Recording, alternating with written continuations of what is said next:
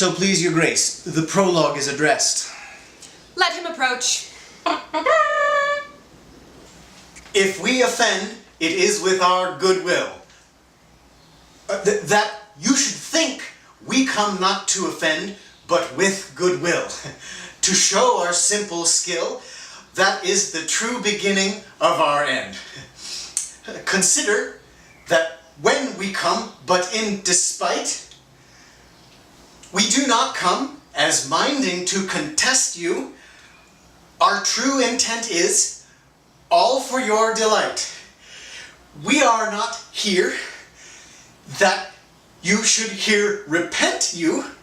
The actors are at hand, and by their show you shall know all that you are like to show. This fellow does not stand upon points. He hath rid his prologue like a rough colt. He knows not the stop. A good moral, my lord, is not enough to speak, but to speak true. Indeed, he hath played on his prologue like a child on a recorder. A sound, but not in government. His speech was like a tangled chain, nothing impaired and all disordered. Who is next? Gentles, perhaps you wonder at this show, but wonder on till truth make all things plain. This man is Pyramus, if you would know. This beauteous lady, Thisby, is certain. This man, with lime and rough cast, doth present Wall, that vile wall which did these lovers sunder. And through Wall's chink, poor souls, they are content to whisper. At the which let no man wonder. This man, with lantern, dog, and bush of thorn, presenteth moonshine. For if you will know, by moonshine did these lovers think no scorn to meet at Ninus' tomb, there to woo. This grisly beast, by which lion hight by name, the trusty Thisby, coming first by night, did scare away, or rather did affright. And as she fled, her mantle did she fall, and which lion with bloody mouth did stain. Anon comes Pyramus, sweet youth and tall, and finds his trusty Thisby's mantle slain. Whereat his blade, his bloody, blameful blade, he bravely broached his boiling, bloody breast. And Thisby, tarrying in mulberry shade, his dagger drew and died. For all the rest, let lion, moonshine, wall, and lovers twain at large discourse, while here they do remain.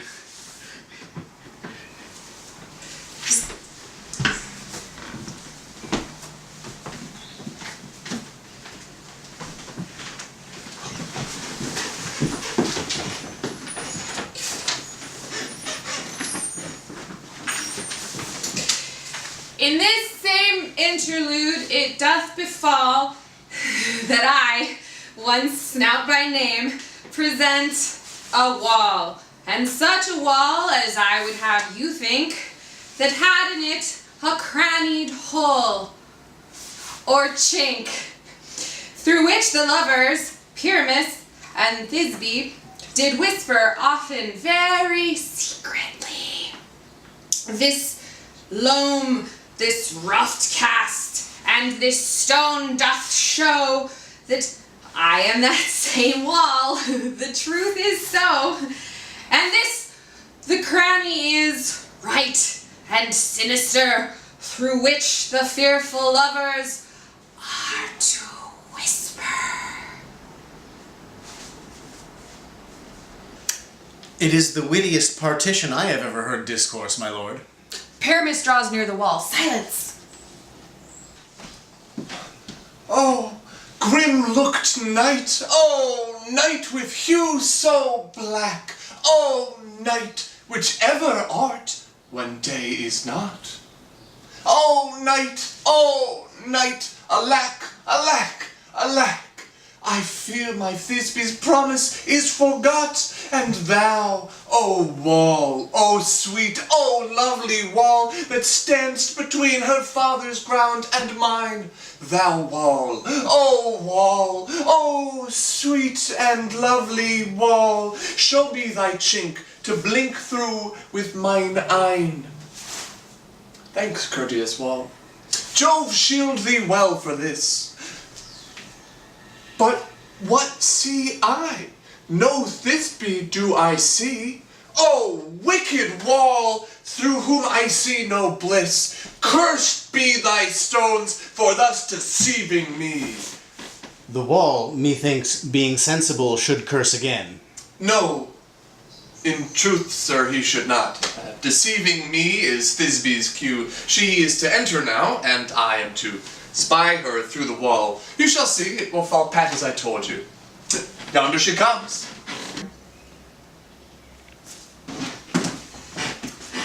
O wall, full often hast thou heard my moans, for parting my fair Pyramus and me. My cherry lips have often kissed thy stones with lime and hair knit up in me. I see a voice. Now will I to the chink to spy, and I can hear my Thisby's face. Thisby! My love thou art, my love, I think. Think what thou wilt, I am thy lover's grace, and like Lymander am I trusty still. And I like Helen till the fates me kill. Not Cephalus to Procrus was so true. As Cephalus to Procrus, I to you. Oh, kiss me through the hole of this vile wall. I kiss the wall's hole, not your lips at all. Wilt thou at Ninny's tomb meet me straightway? Tide life, tide death, I come without delay.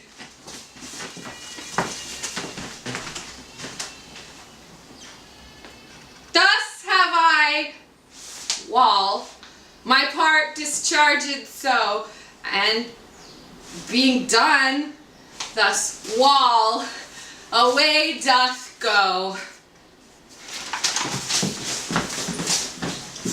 This is the silliest stuff that I have ever heard. Oh, here come two noble beasts in, a man and a lion.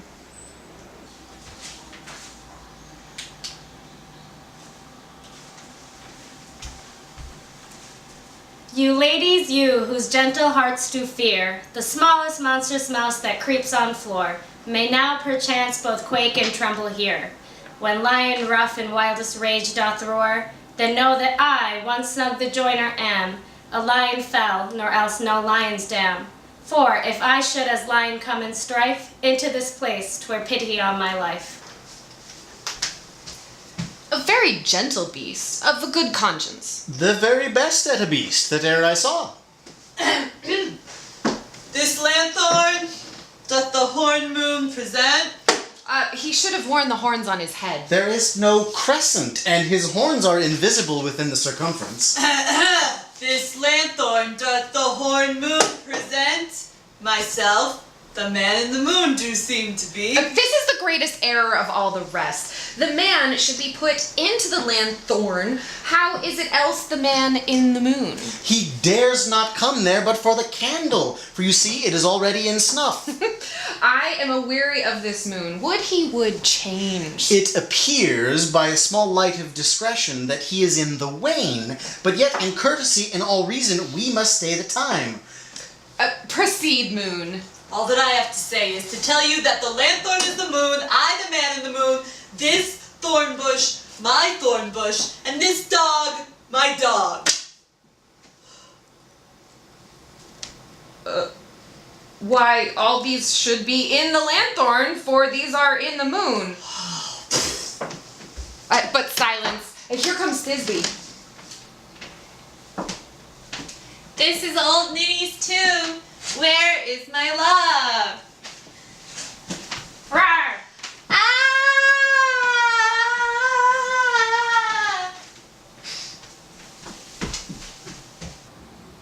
Well roared, lion. Well run, Thisby. Ah, and then came Pyramus. sweet moon, I thank thee for thy sunny beams. I thank thee, moon, for shining now so bright. For by thy gracious, golden, glittering gleams, I trust to take of truest Thisby's sight. But stay, oh spite, but mark, poor knight, what dreadful dole is here. Eyes, do you see? How can it be? Oh, dainty duck, oh dear, thy mantle good, what, stained with blood? Approach, ye furies fell, oh fates, come, come, cut thread and thrum, quail, crush, conclude, and quell. This passion and the death of a dear friend would go near to make a man look sad. Beshrew my heart, but I pity the man. Oh, wherefore, nature, didst thou lions frame, since lion vile hath here deflowered my dear, which is, no, no, which was the fairest dame that lived, that loved, that liked, that looked with cheer. Come, tears confound, out, sword, and wow, wound the pap of Pyramus, I, that left pap where heart doth hop. Thus die I, thus. Now am I dead, now am I fled. My soul is in the sky, tongue, lose thy light. Moon, take thy flight. Now die, die, die, die,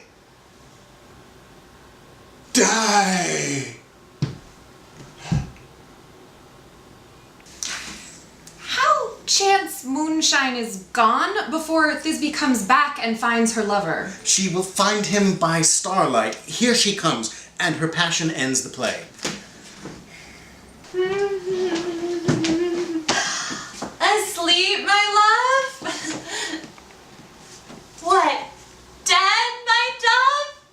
Oh, Pyramus, arise! Speak, speak! Quite dumb? Dead? Dead? A tomb must cover thy sweet eyes. These, my lips, this cherry nose, these yellow cowslip cheeks are gone, gone. Lovers make moan, his eyes were green as leeks. Oh, sisters three, come, come to me with hands as pale as milk. Lay them in gore, since you have shore with shears his thread of silk. Tongue, not a word. Come, trusty sword, come, blade my breast imbrue.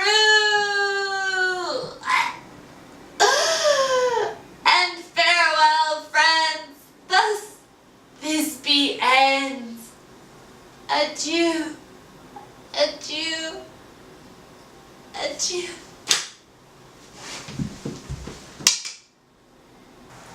Moonshine and Lion are left to bury the dead. Aye, and Wall too. No, assure you. The wall is down that parted their fathers. Will it please you to see the epilogue or to hear a Bergomasque dance between two of our company? No epilogue, I pray you. For your play needs no excuse. For when the players are all dead, there needs be no one to excuse. Yeah! Go.